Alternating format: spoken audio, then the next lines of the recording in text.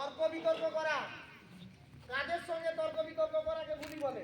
নিজেদের মধ্যে নয়, বড়দের মধ্যে। যেমন শিক্ষক এখানে আছেন, শিক্ষক তোর বাবার মতো, বাবা মা আছেন পৃথিবীতে, তোদের খাবার দাবারের জন্য তারা প্রতিদিন চেষ্টা করছেন, পরিশ্রম করছেন, যাতে তুই ভালো থাকিস, খাবার পাস, তোদের বাড়ি ভালো থাকে, তোদের বিছানা ভালো থাকে, তুই সুন্দরভাবে পড়াশোনা করতে পারিস, তুই ভালো চাকরি পাস, তোর দারুণ কিছু হয়। এইটা করার জন্য সারাদিন পরিশ্রম করে। কিন্তু অনেকে আছে যারা বাবা মা আছে, বুড়ি দিদি ঠাকুমা আছে, পিসি আছে, তাদের সঙ্গেও জোরে জোরে চিল্লে চিল্লে কথা বলে। আছে কি এরকম? না, দেখা যায় কি দেখা যায় না? তো যারা এরকম ভাবে কথা বলে তাদেরকে ইংরেজিতে কি বলা হয়? বুলি। এবার শিক্ষকদের সঙ্গেও এরকম আচরণ করা যায়, যায় কি না?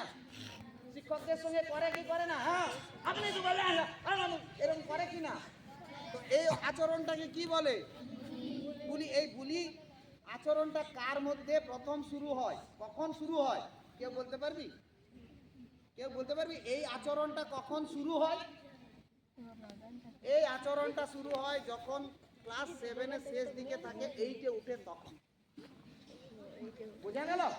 দেখবি 7 পর্যন্ত এই ধরনের আচরণ বাচ্চাদের কম থাকে, আর 8 উঠতে এই ধরনের আচরণ আস্তে আস্তে তৈরি হয়, এবং এটা যারা যারা এই আচরণটাকে নিজেদের মধ্যে নেয় তাদের সারা জীবন থেকে যায়। কিন্তু আমাদের প্রশ্ন, যে কারণে আমি তোদেরকে এই গল্পটা করছি, সেটা হচ্ছে যে কেন এটা আমাদের হয়। হঠাৎ আমার মনে হলো কেন যে আমরা সবাই মিলে দল করব আর চল ওকে ফাইট দিব, এটা মনটাই হয় কেন? এর সঙ্গে আরও একটা ঘটনা ঘটে, নারী পুরুষ সংক্রান্ত। আমি সেটাকে আজকে গল্প করছি না, ঠিক আছে? ওটাও কিন্তু এই সময় তৈরি হয়, পরবর্তীকালে আমরা সেটা কোনো একদিন কথা বলবো। এখন আমি যেটা বলতে চাইছি, এটা হয় কেন, এই ধরনের আচরণ হয় কেন? তোর হঠাৎ করে আমাকে মনে হলো আজে বাজে বলবো, আমি বয়স্ক মানুষ, বুড়া মানুষ, তোদেরকে তোরা না ভালোবাসবো, আমি ভালোবাসবো, এটা আমার জীবনের লক্ষ্য। কি তোর মনে হলো আমাকে তো বড়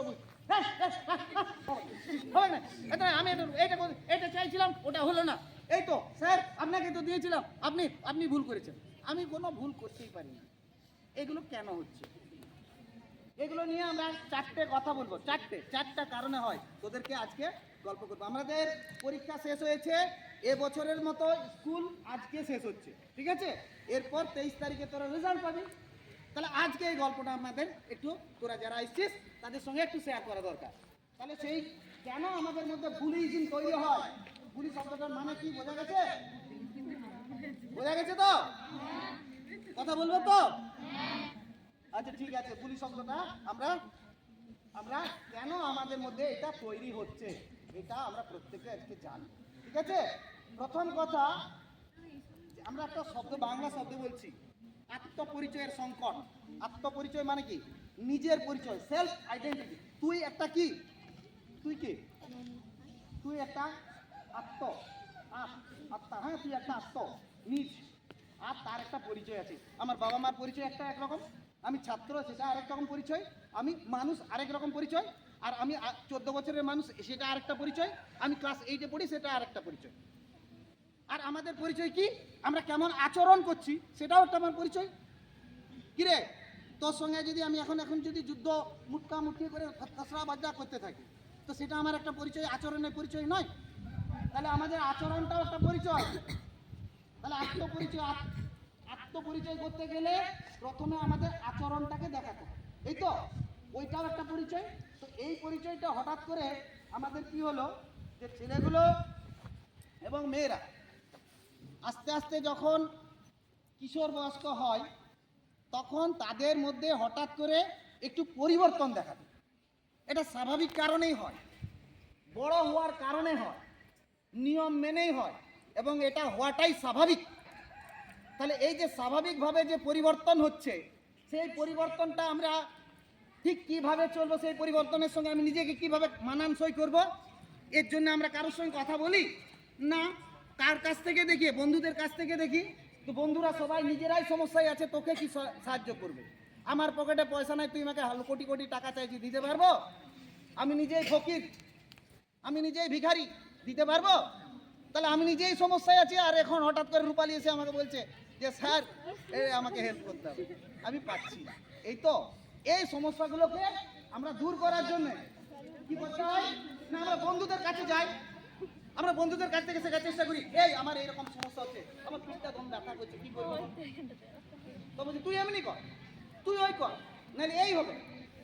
এরা চল, আমরা তখন বন্ধু হয়ে গেল, চল তুই তাইলে ওই আয় আয় আয় তাহলে যাই, হ্যাঁ ওইটা ঠিক আছে।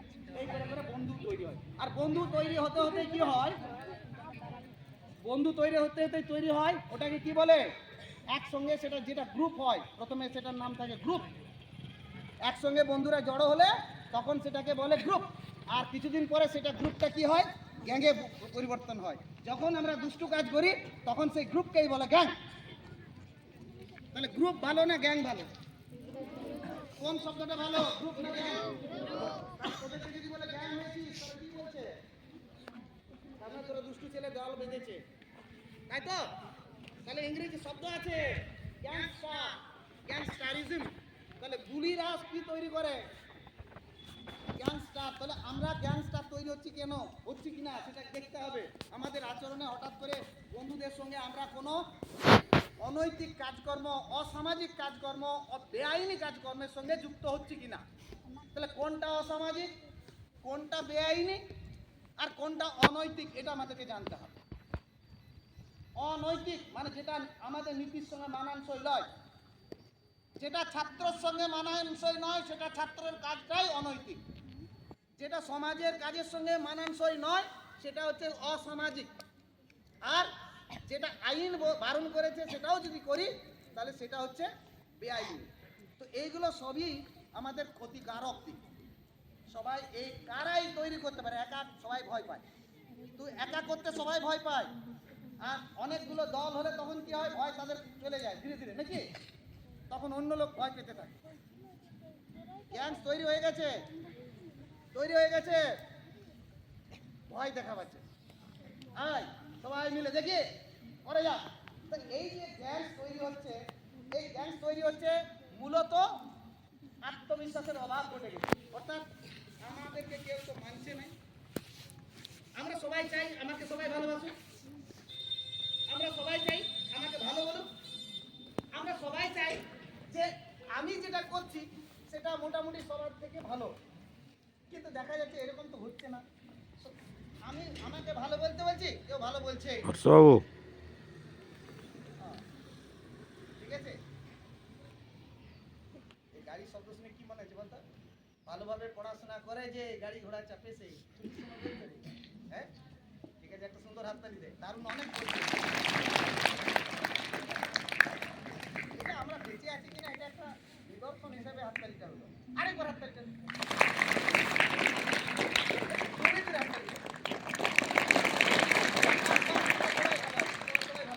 তোদের মধ্যে প্রাণ আছে, তোদের মধ্যে আমরা যে বেঁচে আছি আমরা বোঝাবো কি, চিন্তা চেঁচিয়ে পারবো না, তাহলে আমরা বোঝাচ্ছি, আমরা হাততালি দিয়ে বোঝাতে পারছি। তাহলে যাই হোক, আমার আত্মবিশ্বাসটা তৈরি হবে যখন আমি ভালোবাসা পাবো।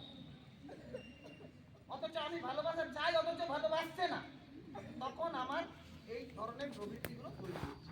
তাহলে মূল কথা হচ্ছে ভালোবাসার অভাব হলে এই ধরনের গ্যাংস্টার তৈরি হয়। আমাকে ভালোবাসবে